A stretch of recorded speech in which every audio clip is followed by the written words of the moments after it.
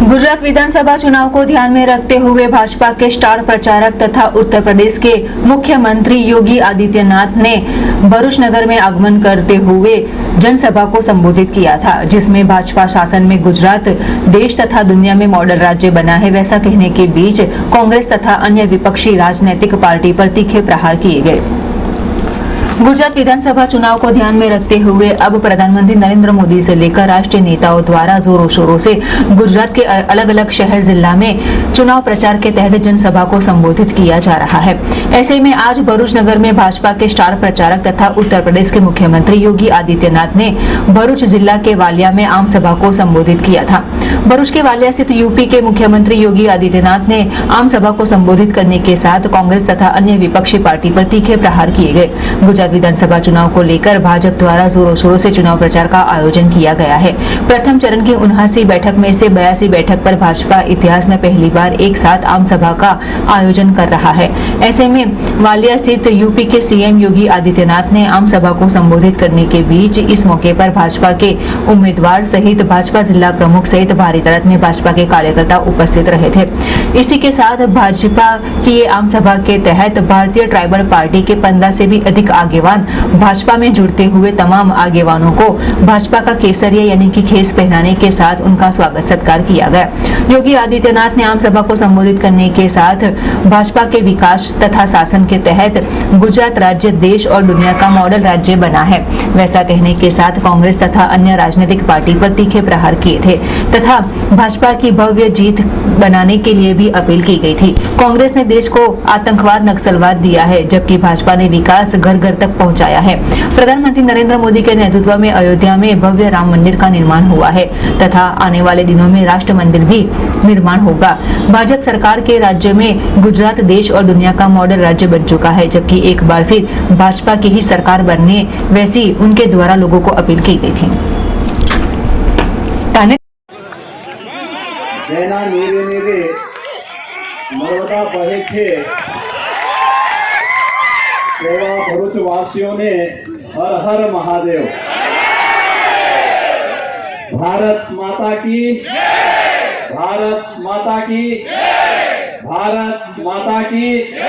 मुनियों ने तमाम देवालय जहां स्थापित किए हों उसे कोटि कोटि नमन करते हुए मैं आप सबका हृदय से अभिनंदन करता हूं।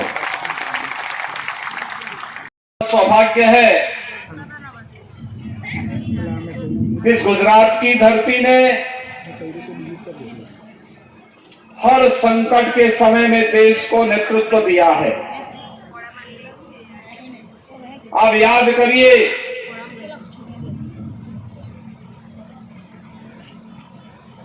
आजादी के उस आंदोलन की जब भारत के नागरिकों के मन में एक भाव पैदा हो गया था कि लगता है कि देश अब कभी आजाद नहीं हो पाएगा। आज से ठीक 100 वर्ष पहले राष्ट्रपिता महात्मा गांधी का नेतृत्व तो देखते ही देखते जो कार्य असंभव दिखाई दे रहा था, भाइयों बहनों, 1947 में भारत आजाद हो गया। हम सब एक स्वतंत्र भारत के नागरिक बन गए। ये राष्ट्रपिता महात्मा गांधी की भूमि है गुजरात। लौह पुरुष सरदार वल्लभ भाई पटेल की भूमि है गुजरात। अंग्रेजों ने जिस भारत के बारे में देखा था कि अब हम भारत को स्वतंत्र नहीं होने देंगे और अगर भारत स्वतंत्र भी होगा भी तो इस भारत के इतने टुकड़े कर देंगे कि भारत कभी खड़ा नहीं हो पाएगा। लेकिन लौह पुरुष सरदार वल्लभ भाई पटेल की दूरदृष्टिता, दृढ़ इच्छा शक्ति के सामने अंग्रेजों के सारे षड्यंत्र फेल हो गए। 563 से अधिक रियासतें भारत गणराज्य का हिस्सा बनी और वर्तमान भारत एक बार फिर से दुनिया के सबसे बड़े लोकतंत्र के रूप में खड़ा हो गया, जिस लोकतंत्र ने हम सबको एक ताकत दी।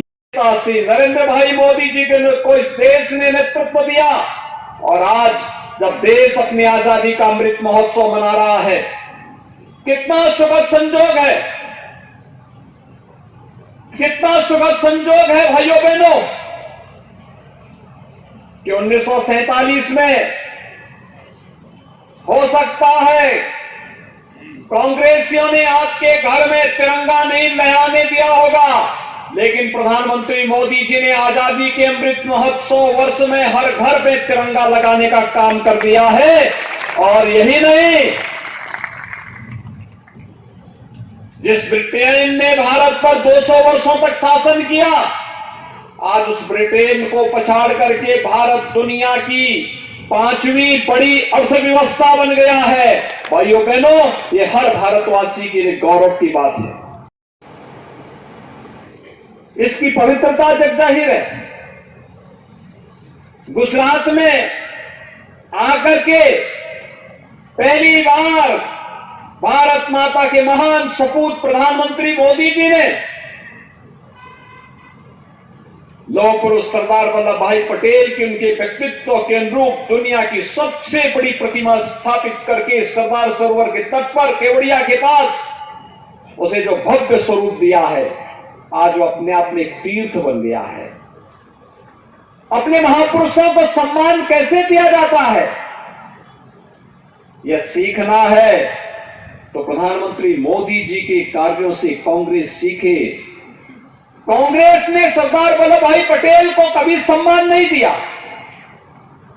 बाबा साहब भीमराव अंबेडकर को सम्मान नहीं दिया, केवल राजनीति करती रही, सम्मान देने में हमेशा कोताही बरतती रही।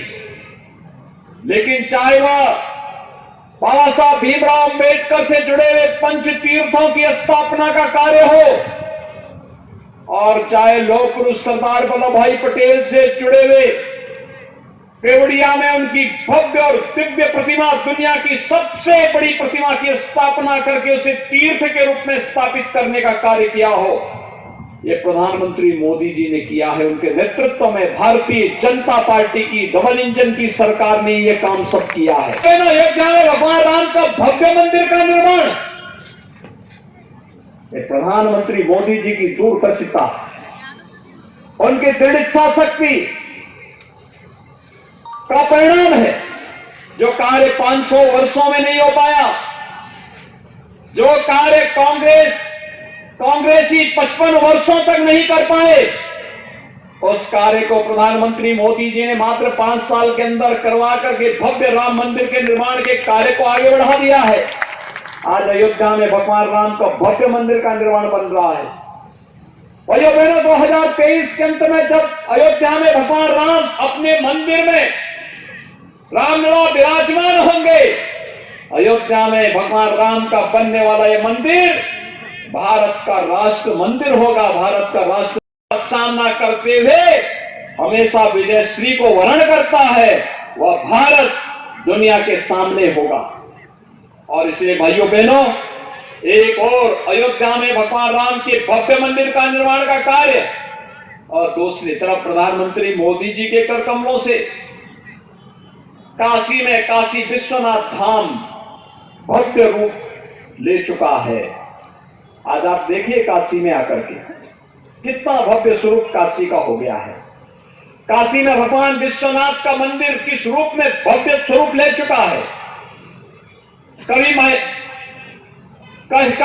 अहिल्याबाई होलकर जी ने वहां पर औरंगजेब के द्वारा तोड़े गए मंदिर को पुनर्स्थापित करने का काम किया था, और उसे भव्य स्वरूप देने का कार्य प्रधानमंत्री मोदी जी के नेतृत्व में आज काशी में संपन्न हो चुका है।